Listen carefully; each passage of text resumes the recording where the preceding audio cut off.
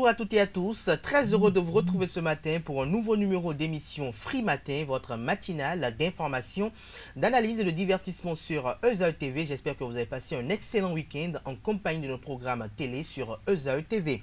Les révélations de l'ex-régisseur de la Direction Générale des Impôts à la Cour de répression des infractions économiques et du terrorisme Criette font couler beaucoup d'encre et de salive ce matin.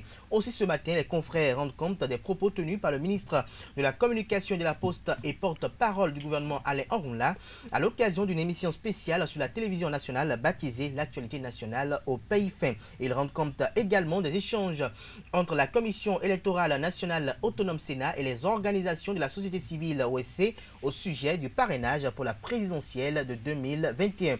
Dans la même veine, à découvrir à la une des journaux des commentaires au sujet de l'applicabilité de cette disposition du code électoral. Certaines parutions de ce matin informent que le parti Les Démocrates réintroduit son dossier de conformité à la nouvelle charte des partis politiques en vigueur au Bénin au ministère de l'Intérieur ce jour. Vous aurez à découvrir d'un instant à l'autre la une de quelques canards parus ce jour sur l'ensemble du territoire national béninois. Les cadres, les élites et les leaders originaires de l'arrondissement de Takon de la commune de Sakété se sont réunis le samedi 3 octobre dernier dans les locaux du dit arrondissement pour mettre sur les fonds baptismaux une association dénommée Association des cadres et leaders de l'arrondissement de Takon CLAT. Un creuset qui a pour objectif de fédérer les énergies et les intelligences dans le but d'insuffler une dynamique de développement à Takon qualifié de porte d'entrée du département du Plateau. Le point de l'Assemblée générale constitutive dans cette matinale. Dans le bulletin matinal d'information à suivre également le compte rendu des échanges qui se sont déroulés vendredi dernier entre les commissaires de la Commission électorale nationale autonome Sénat et les responsables des organisations de la société civile OSC. En lieu et place du débat avec Alex Kitomé, nous ferons un petit commentaire sur les FCBE, Force Courir pour un Bénin émergent et Paul Ronquet, secrétaire exécutif national du dit parti politique qui ont obtenu le récépissé d'appartenance à l'opposition. Est-ce un pas de géant vers la désignation du chef de file de l'opposition? Voilà la question à laquelle Alex Kitomé va essayer de répondre ce matin dans son analyse politique. Outre tout ceci, quelques informations pêle-mêle viendront meubler cette matinale que nous éprouvons beaucoup de plaisir à vous présenter. Voilà tout pour le sommaire du jour, chers amis internautes. Merci de vous installer confortablement. On se retrouve dans un court instant, juste après la pub, pour la présentation de quelques-unes de journaux parus ce jour au Bénin. Chaque enfant qu'on enseigne est un homme qu'on gagne. L'école est le lieu par excellence de l'éducation. Esaü. Étudiants, étudiantes, nouveaux bacheliers, parents d'élèves, une raison de plus pour choisir l'excellence. Et oui, bénéficier des demi-bourses et de réductions de scolarité à ESAE. Payer 250 000 au lieu de 500 000 en licence 1, 2 et 3 sciences juridiques, économiques, de gestion et en journalisme. Et pour les 100 premières inscriptions en administration des finances et administration générale, bénéficier d'une réduction et payer 400 000 au lieu de 500 000. En master 1 et 2, 500 000 au lieu de 800 000 en administration des affaires, 600 000 au lieu d'1 million en journalisme. Faites partie des 100 premiers inscrits en administration des finances et administration générale pour bénéficier de la réduction. Payez 800 000 au lieu d'1 million. À ESAE Cotonou et Parakou, la rentrée est effective. Le dossier d'inscription est disponible en téléchargement à l'adresse suivante www.esae.bj/ESAE 2019 ou renseignez-vous à ESAE Cotonou au 96 80 55 11 98 98 14 00 90 93 65 21 à ESAE Parakou au 96 68 16 14 97 77 51 47 à ESAE, l'épanouissement et le développement est au cœur de notre succès. ESAE, l'excellence a un nom.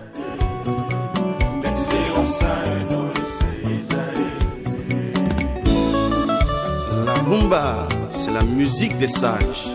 Et Esaü, c'est l'école des sages.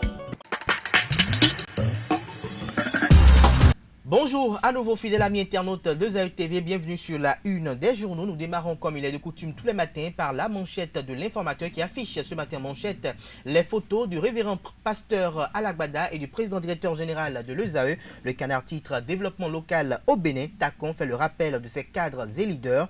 La CLAT portée sur les fonds baptismaux. Le duo Nicodème Alagbada et Clément Adeoti Adéchian aux commandes. Le compte rendu de l'Assemblée générale constitutive à la page 3 de la parution de ce matin matin de l'informateur qui a titré ce matin en deuxième titre à la une. Politique nationale, Eugène Dossoumo remobilise Savet pour le bloc républicain. Toujours à la une de l'informateur, à l'oreille droite de sa une de ce matin, une invite à découvrir dans l'école de sa parution du jour, le journal École produit par les étudiants en journalisme à l'école supérieure d'administration, d'économie, de journalisme et des métiers de l'audiovisuel ESAE. Fraternité en manchette ce matin avec la photo de Claudine Afiavi-Prudencio, le canard titre. Claudine Prudencio se prononce sur l'animation de la vie politique. L'UDBN, l'Union démocratique pour un Bénin nouveau, fait la promotion du leadership féminin, mais n'est pas un parti féministe. Pour Prudencio, le président Talon peut toujours compter sur son parti politique. Des détails à la page 3 de la parution de ce matin du quotidien Fraternité. Les 4 vérités en manchette ce matin pour reconduire la rupture en 2021. Elman Dimitri Adanko donne le top de l'Alliance Nord-Sud à Dassa. Des détails à la page 12 de la parution de ce matin du Canard. L'événement précis en manchette ce matin parle de la présidentielle 2021. Alain Orla, convaincu de la candidature du président Patrice Talon.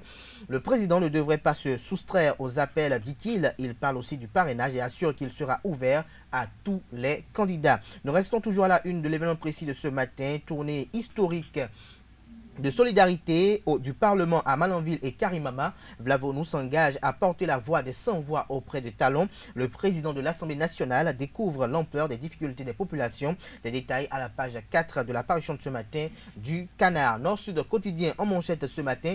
Pour pérenniser la rupture, Adanko lance l'Alliance Nord-Sud. Des détails dans les colonnes de la parution de ce matin de Nord-Sud quotidien. Le meilleur en manchette ce matin, entretien exclusif avec Claudine Afiavi-Prudencio, présidente du parti UDBN. J'ai soutenu le chef de l'État pour son accession au pouvoir et je continue de le faire avec ma conviction et je suis libre.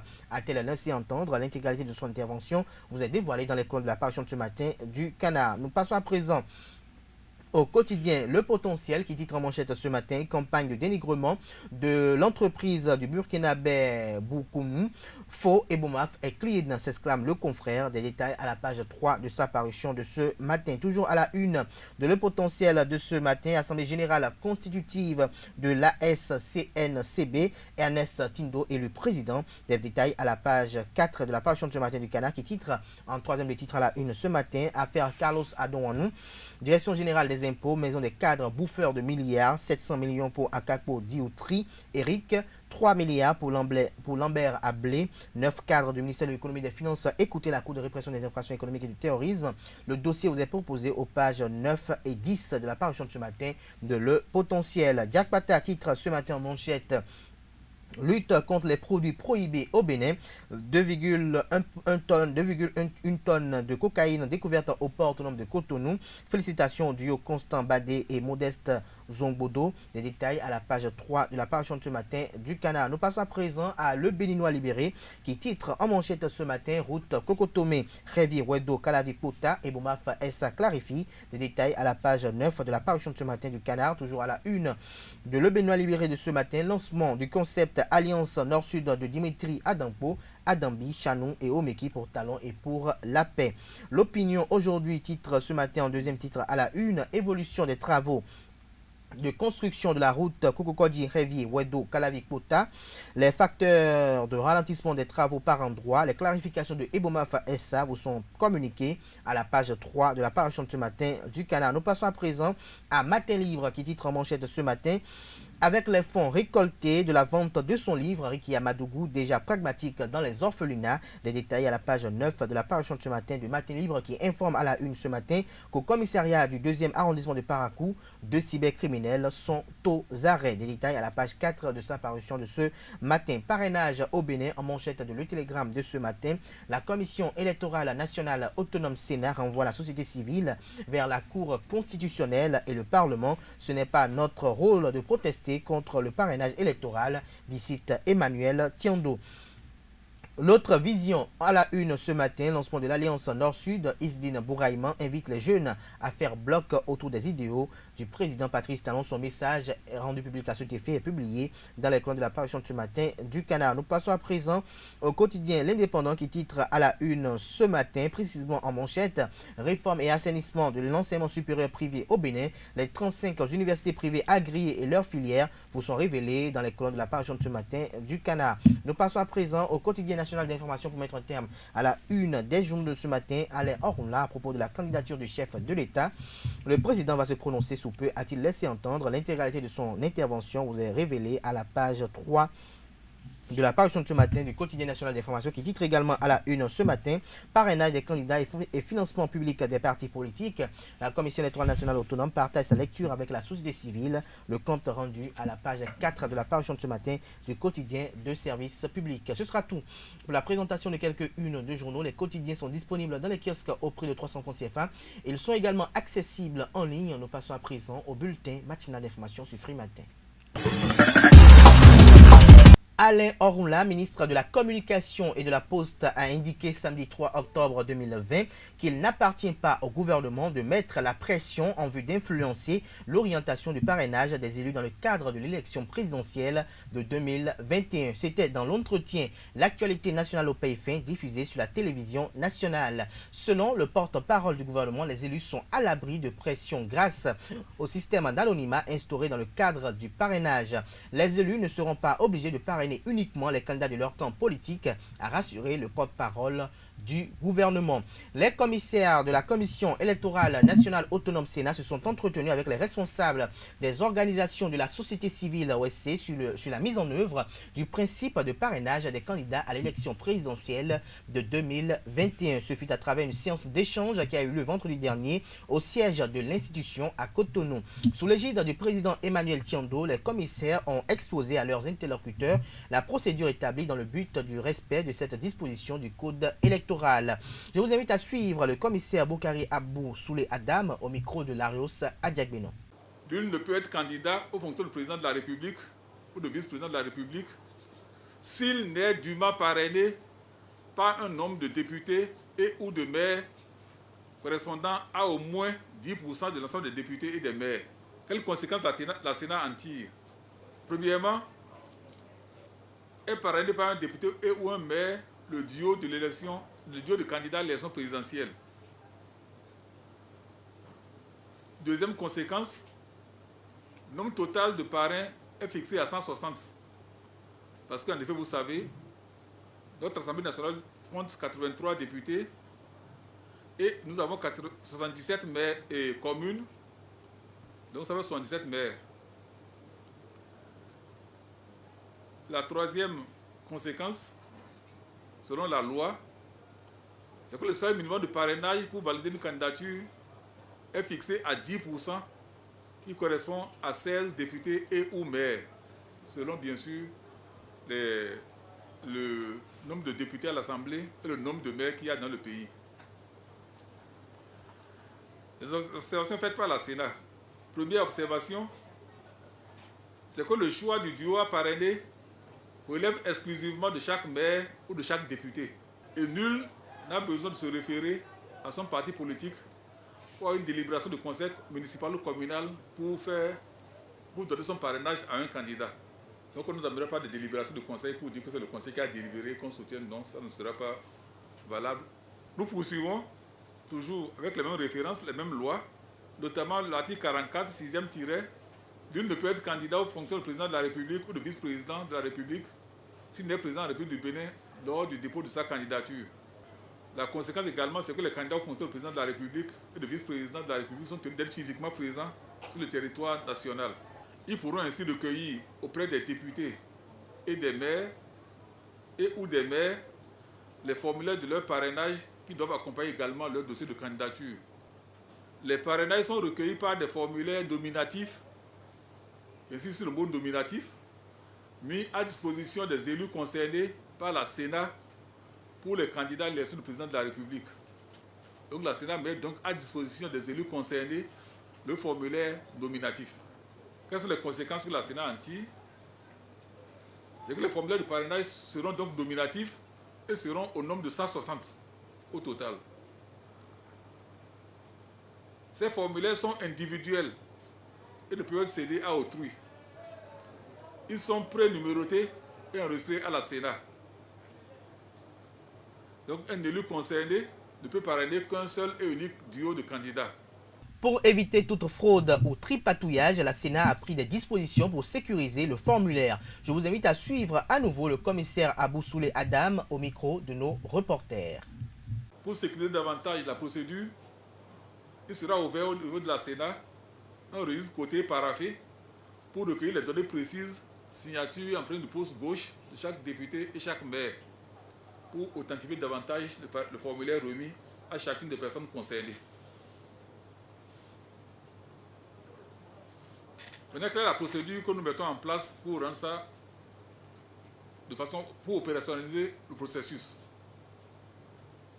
La première étape, nous allons procéder à la collecte des données nominatives personnelles des élus concernés. La Sénat va s'adresser à chacun des maires et à chacun des députés pour recueillir les informations qui vont servir à alimenter la base de données qui va générer les formulaires de parrainage. Et deuxièmement, les formulaires nominatifs de parrainage vont être remplis de la façon suivante. L'élu va le faire à l'aide d'un stylo à billes de couleur bleue et en lettres majuscules. L'élu concerné va signer en poser son empreinte digitale du pouce gauche dans chacune des cases prévues à cet effet. Et l'élu, dès qu'il aura fini ça, va remettre le formulaire signé au duo qu'il parraine, puisque c'est un élément du dossier de candidature selon la loi, l'article 141 du Code électoral. Également, la Sénat a pris des mesures pour sécuriser le parrainage. C'est-à-dire que sur chaque formulaire pré-imprimé apparaîtra un code barre comportant les informations d'identification de l'élu concerné. Et après l'impression en double du formulaire, un thème holographique y est apposé par l'équipe technique de la Sénat. L'élu va procéder à la vérification visuelle des données qu'il a fournies à la Sénat, puis va apposer sa signature avant qu'il ne lui soit remis le formulaire de parrainage. L'élu, dès qu'il le retire, va apposer sa signature dans un registre de transmission avant de retirer son formulaire. Et par la suite, dès qu'il aura accordé son parrainage, il le mettra au duo en question, le formulaire qu'il a signé, selon la méthode qu'on lui a enseignée. Et la Sénat garantit l'anonymat des parrainages. La Sénat ne publiera donc pas la liste des députés et maires ayant parrainé tel ou tel duo de candidats à l'élection présidentielle. Outre le principe de parrainage, les commissaires ont présenté aux membres des organisations de la société civile le programme de suivi de gestion du financement public des partis politiques. Au sorti de cette séance d'échange et de travail, Fatouma Batoko Zossou, la présidente de la plateforme électorale des OSC, et Maître Sadikou Alao, président du GERDES Afrique, ont livré leurs impressions au micro de nos reporters. Vous avez suivi avec nous à l'intérieur les questions de la société civile. Alors, vous avez constaté qu'il y a des questions sur lesquelles la Sénat ne pouvait pas se prononcer parce que la Sénat est une institution qui a ses limites.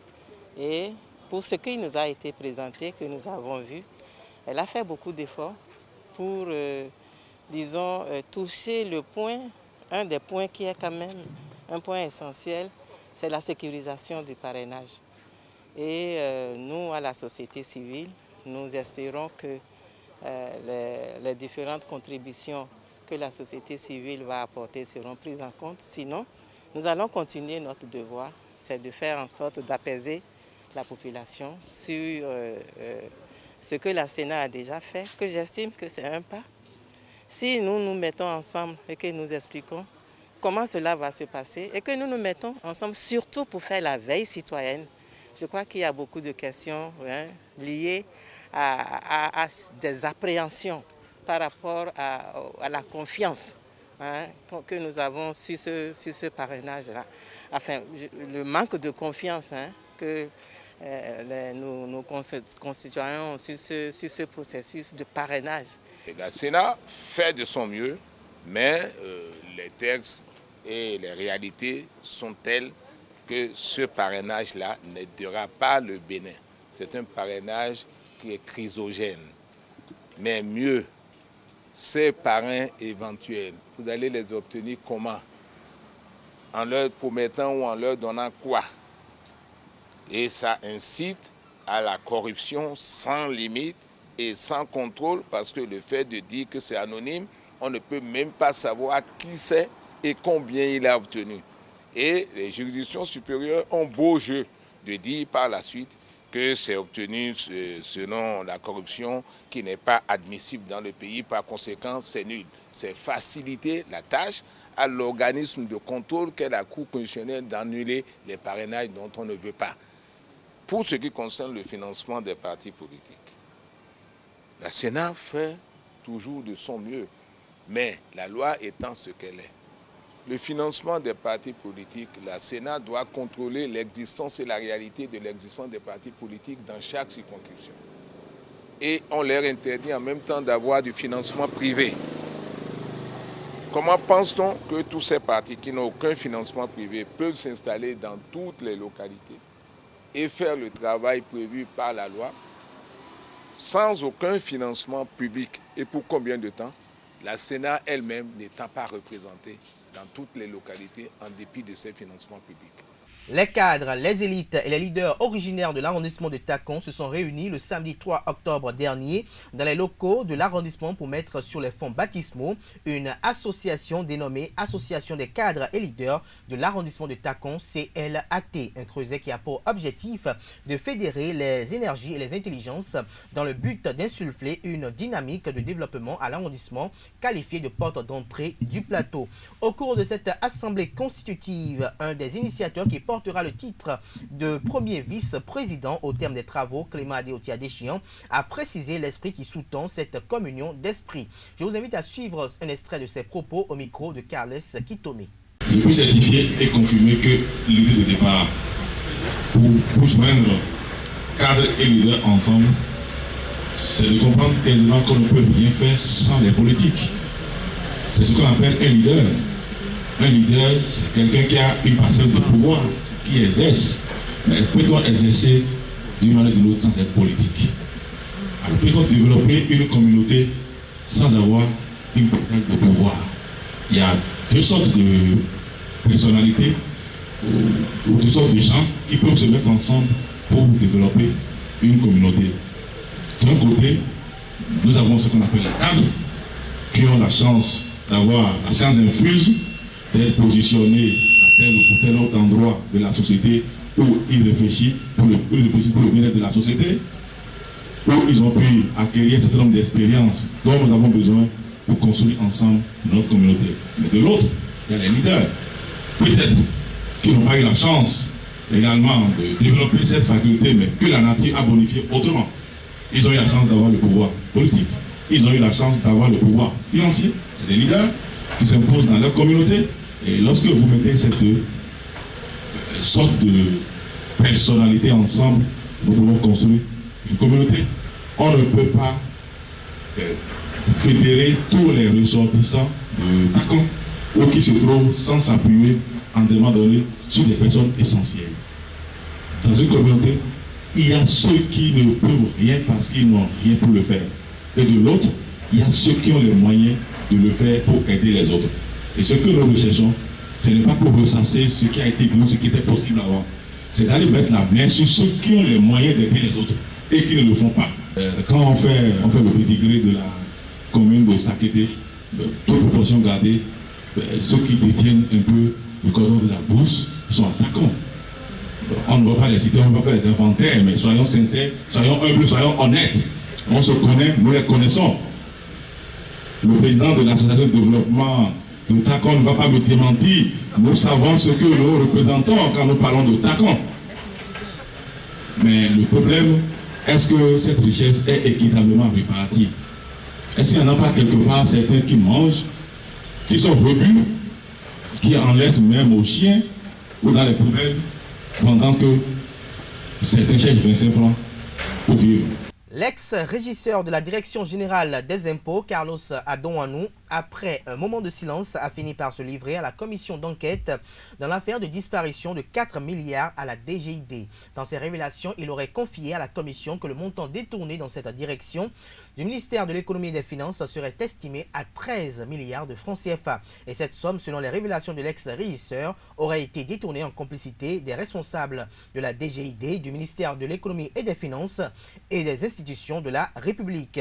Sommé par la commission d'enquête judiciaire la semaine écoulée pour produire toutes les pièces justificatives des décaissements de fonds du caveau par le régisseur, le directeur de la gestion des ressources DGR, Lambert Ablé, patron direct de Carlos Adouanou, a été gardé à vue de mercredi à jeudi dans la procédure judiciaire à la brigade économique et financière BEF avant d'être relâché sur présentation d'un certificat médical. Celui-ci devrait retourner à la BEF après les soins médicaux. Les auditions se poursuivent à la Cour de répression des infractions économiques et du terrorisme, Criette. Le métier de journaliste subit des assauts de tous les activistes et autres qui tentent de lui voler la primeur de l'information. L'investigation est la seule arme qui reste aux journalistes pour affirmer son identité. En matière d'investigation, le travail d'équipe et les réseaux et de réseau sont la panacée. La question a été abordée par Yao Hervé Kendewe dans le cadre du numéro 280 du rendez-vous hebdomadaire de Café Média Plus. C'était le vendredi 25 septembre dernier à la Maison des médias Thomas Meillansan de Cotonou. Retour sur un extrait de son intervention avec notre reporter Carles Kitome. On se connaissait d'abord et donc quand on est allé créer Banto, tout de suite il y avait l'esprit d'équipe qui existait déjà parce qu'on se connaissait déjà, on avait déjà travaillé ensemble avant. Et du coup, ce n'était pas compliqué de travailler en groupe. Quand moi je publie un article, c'était pas avec, j'avais pas de problème que Olivier, pour ne pas dire avant de publier même qu'Olivier, parce qu'en réalité, ici ça se passait en 2 étapes. Tout ce qui est investigation, il faut avouer qu'il y a un travail éditorial qui est fait du début jusqu'à la publication. Par contre, en ce qui concerne l'actualité, il faut avouer que c'est en fonction de l'évolution des choses qu'on publie. Et c'est ce qui explique souvent qu'il y a des coquilles. Et aujourd'hui, il faut avouer qu'on est en train de réfléchir parce qu'en réalité, le plus gros souci qu'on a dans ce domaine, c'est le challenge de pouvoir publier. Voilà, c'est de pouvoir publier tôt. Et donc ça fait que souvent, parce que même moi, il m'est déjà arrivé de publier des articles qui étaient en griffe truffés de fautes, quoi. Pas parce que je ne comprends pas français ou bien je ne sais pas écrire français, mais dans la précipitation, il nous arrive souvent, il m'est même déjà arrivé une fois, parce qu'en réalité, quand vous êtes en train de produire quelque chose de façon spontanée, vous faites une phrase, vous pensez l'avoir supprimée, commencer une nouvelle phrase, alors que vous avez laissé la première phrase intacte et la seconde vient s'ajouter, ça n'a pas de sens souvent. Et après, paf, dès que c'est mis en ligne. Mais aujourd'hui, on essaye de faire un petit travail dans ce sens que, en fait, dès qu'on publie, un autre membre de la rédaction se charge de faire la relecture en interne. C'est vrai que souvent, ça ne vient pas tôt, le temps qu'on fasse la relecture, qu'on corrige les éventuelles coquilles. Souvent, il y a déjà des gens qui ont déjà lu, qui se plaignent déjà de ce qu'il y a des phrases mal dites ou bien mal construites dedans. Et on essaie chaque fois de voir comment faire pour qu'on puisse réussir ce pari-là, de donner la qualité, l'information de qualité, mais aussi bien rédigée, quoi. Ce sera tout pour ce bulletin matinal d'information. Merci pour l'attention. Vous retrouvez à 19h Anifat Boukari pour la grande édition du journal télévisé sur Eusa TV. Nous passons à présent aux commentaires sur l'actualité. Le commentaire sur l'actualité, Kales Kitome, bonjour à vous. Bonjour Abdelkader Achiro. Le parti politique Foscori pour un bien émergent est en possession de son certificat d'appartenance à l'opposition. Dites-nous, qu'est-ce que cela signifie concrètement sur le plan politique? Eh bien, sur le plan politique, ça veut dire simplement qu'aujourd'hui, le jeu est un peu plus clair. On sait à peu près qui peut parler aujourd'hui au nom de l'opposition, publiquement et en toute légalité.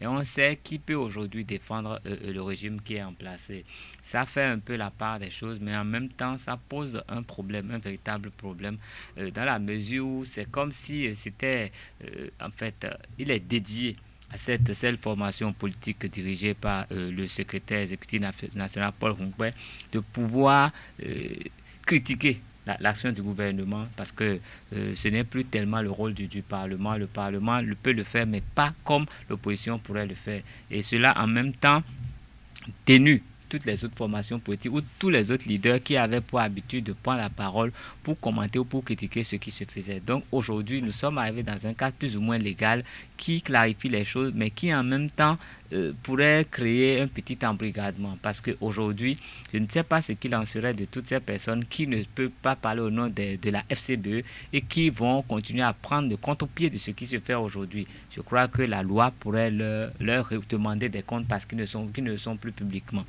Mais qu'à cela ne tienne, il faut avouer que le fait que ce soit un certificat délivré qui vienne consacrer cela dérange un peu. Dérange un peu dans la mesure où qui délivre le certificat? C'est le gouvernement en place qui délivre le certificat.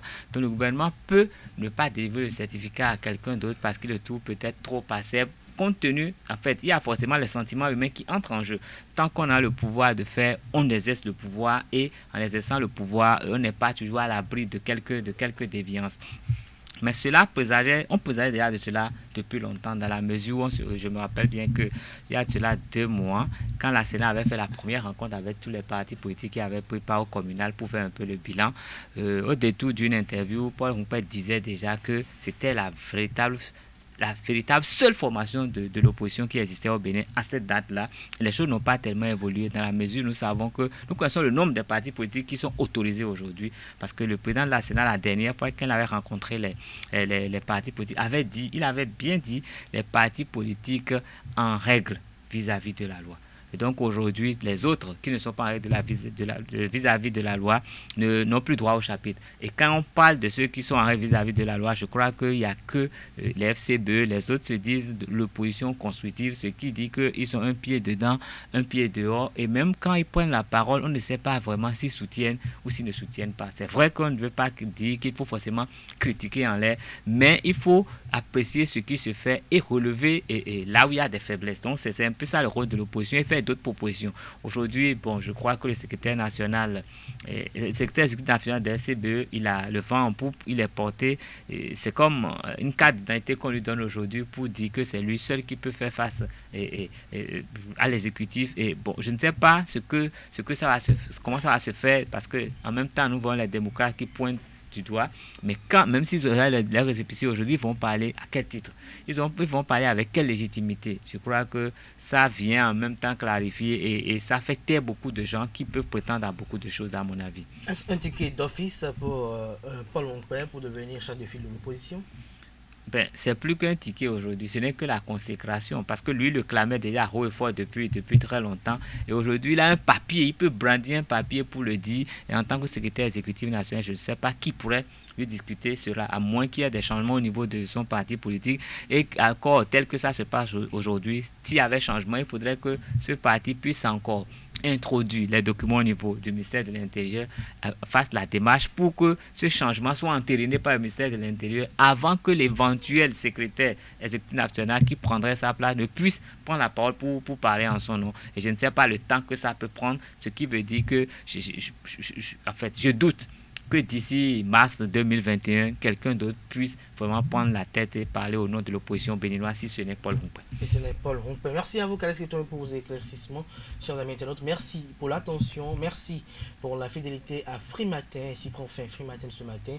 Merci pour l'attention. On se retrouve demain avec le même exercice. Portez-vous bien et passez une excellente semaine de travail en compagnie du programme télé sur EZA TV.